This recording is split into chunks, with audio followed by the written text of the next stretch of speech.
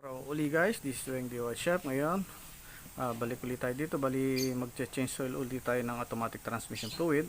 Bali ang gamit natin kicks uli. Bali ATF Dextron 3. Pwede siya sa marami siyang specified na sasakyan dito, Japanese, Korean and American cars. Meron siya dito guys. Kahit sa mga Toyota, Mitsubishi, kaya itong gamit ko guys. Bali nakalagay dyan, fully synthetic. Pero dati ko nang ginagamit yan kaya okay lang. Bali dito natin ilalagay yan dito sa Kia 2030 model, dito sa automatic transmission. Ito yung dipstick nya. Ang complaint ng mayari, okay naman yung shifting nya. Ano na, maitim na, medyo maitim na. May gusto daw pink. Ayan o, ayan guys.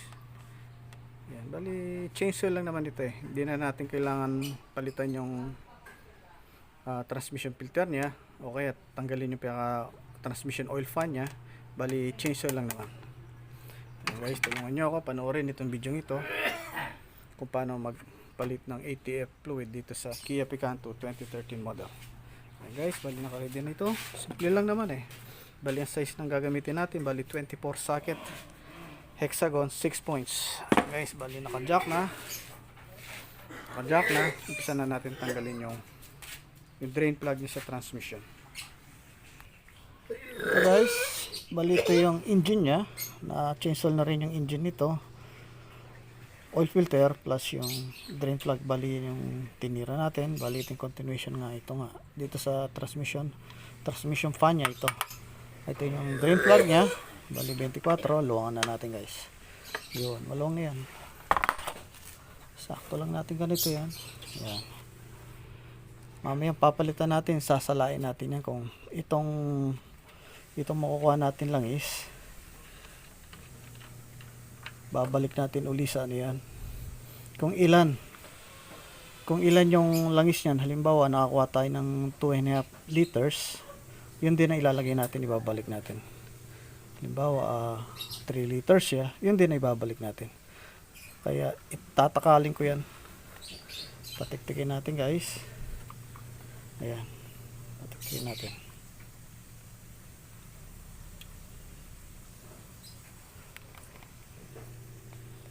Kita nyo may tumutulo pa siya. Ngayon ibababa natin yung crocodile jack natin para lumabas yung mga excess oil nya, para dahil naka-slant yung engine, para may labas niya lahat. Baba natin to guys. Ayan. Tapos ibabalik din natin itaas yan. Yan. Para lumabas yung lahat ng natitirang ATF fluid niya. Guys, bali na napatulo na natin. Ngayon paandarin natin. Paandarin natin to saglit lang. Hindi naman matagal, maaring 1 minuto. Matagal na 1 minuto rito. Para lumabas yung mga ibang lungs niya, kasi may pondo pa sa ano yan eh. May pondo pa yan sa torque converter niya. Paandarin lang yun guys. Remember na, lagyan lang natin sa neutral. Yan. Para lumabas yung yung excess na langis niya.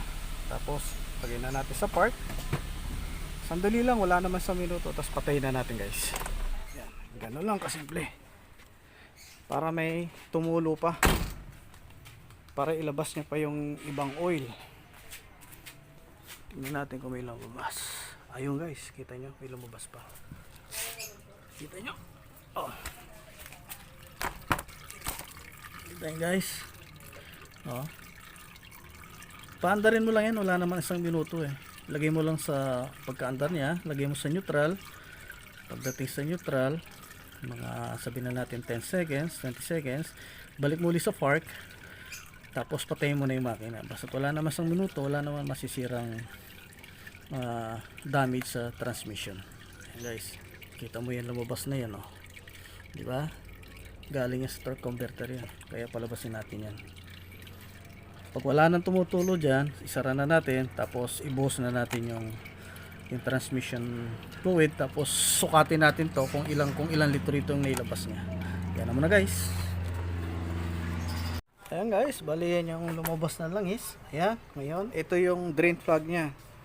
Kung titignan natin yung drain plug niya, malinis siya. Yung iba kasi may magnet dito eh.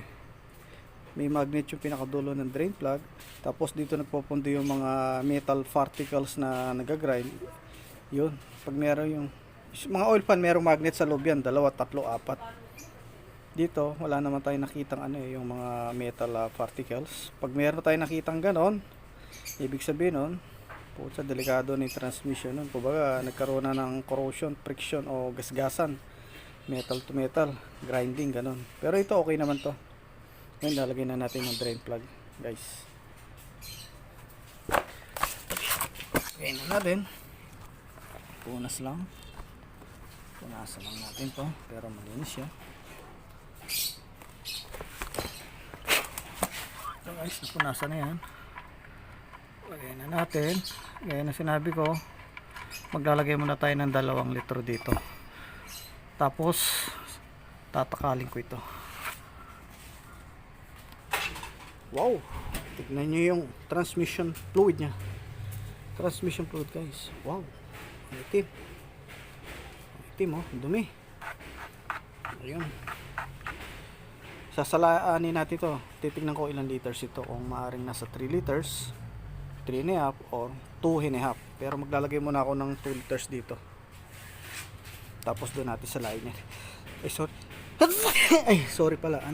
Tatakalin natin kung ilang liters ito. Kung 3.5, 3 liters or 2.5. Yan muna guys. Bali ito, ilalagay na natin yung ATF fluid nya. Baling gamit nga natin cakes yan. 2 liters muna yung ilalagay muna natin.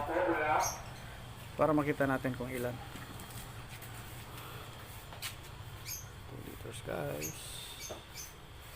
Ayun, kita nyo naman kung gaano kapula yun.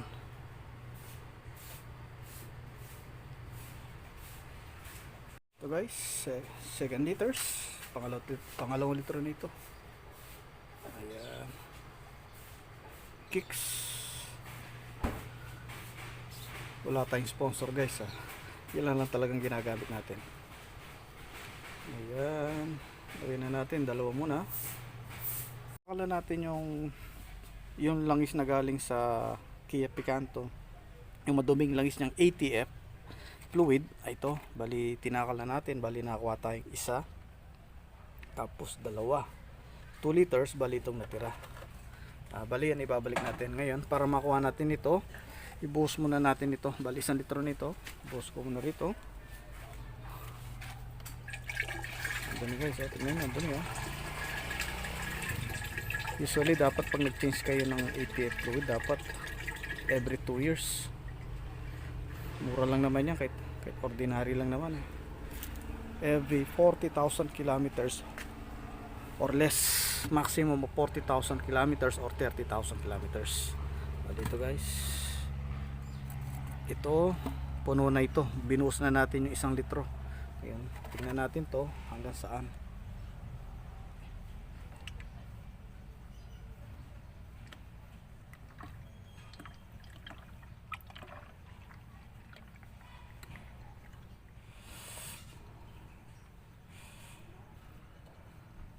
Ito guys, bali ano siya, kung titignan ko, nasa ano siya, 500, almost 600 ml. Tingnan natin, almost nasa 600 ml. Bali ilalagay natin ganito guys, ganito siya, 600 lang. Magbabawas lang tayo ng 400 do sa pangatlong kasi hindi naman talaga siya saktong 3 litro yung fluid niya kasi pangit din sobra. May epekto rin yung kailan dapat yung sakto lang. Tapos i-drive natin ng for 20 or 20 minutes para mag-init yung makina, pati kasama ng transmission. Magche-check ulit tayo. Yan naman na guys. Binuksan na natin siya. Balik kailan natin 600. Kailangan natin 600 ml. Ibubus natin doon.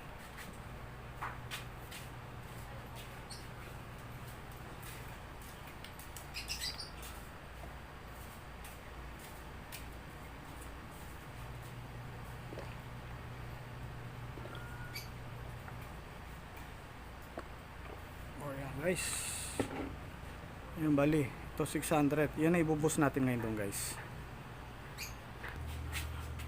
Ito bus na natin guys. Ayan.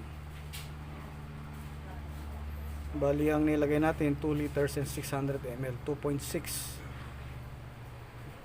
Ngayon, gagamitin natin to for 20 minutes. Mag-ikot-ikot muna tayo. Tapos check for gauge niya. Kung kailan ba natin magdagdag o hindi na. Sakto lang. Ayan guys. Ngayon, paanda rin na natin siya. Para sa automatic transmission. Bali, paanda rin na natin siya guys. Bali, mandar na siya. Shift lang natin yung cambio natin. Shift natin, bali lagyan natin sa reverse para mag-circulate. Tapos neutral, then drive 3, drive 2, then drive 1. Ganun lang guys, mga ilang seconds yan. Balik ulit, drive 2, drive 3, drive 3 yan guys, kaya D, drive 3, drive, neutral, para ma-distribute niya yung fluid sa mga, sa ano niya, sa pack, clutch pack niya. Reverse, park. Bali isa pa guys, okay, dalawang beses lang. Reverse, neutral, drive, drive 3, bali ano yan, 3, 2, then 1. Balik ulit guys, yan, drive 3, drive, neutral, reverse, park. Alright, ayan guys, mag-road test tayo. Gamitin natin, imikot muna tayo. Bali, nagro-road test na ako niyan. May 15 minutes na ako nagro-road test niyan. Medyo pa, ano na. Utang, gandang humataw nitong Kia Picanto dahil napalitan ng ATF fluid ng kicks. Ang gandang humataw, ang gandang mag-shift ngayon. Dalos di mo maramdaman. Ito, lagay. Dahil nasa traffic tayo, lagay natin sa neutral guys. Tapos handbrake lang tayong gano'n. Yan, neutral. Yan. Yan tayo, nasa traffic tayo guys. Ayan. Ayan yung McDonald. Ayan. 65 seconds pa. McDonald dito ka rin eh. Oh, ayan guys. Iikot muna tayo. Pupunta muna ako sa auto parts. Magbabayad muna tayong utang. Yung utang ko ron sa mga kinuha kong pyesa. Then back sa base. Tapos magsusukatin na natin yung dipstick nya. Kung additional ba siya o hindi na. Tama lang. See you guys. Road test muna. Palamig muna. Palamig muna kami ni daddy ko. Hello. Ayan daddy ko. Old mechanic yan. 60s, 70s, 80s, wala na. Okay. See you guys. Bali, galing na ako sa road test. Ngayon magche-check na tayo ng ano, ng transmission fluid nito. Kailan dapat i-check natin to at idle. Maandap siya. Kahit naka-park lang yan. Wala na sa hot position siya. Tama lang siya guys. Bali na sa hot siya.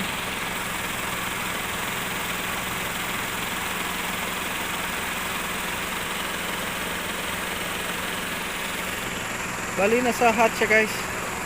Basa lang eh. Ito guys, bali ito yung hot niya.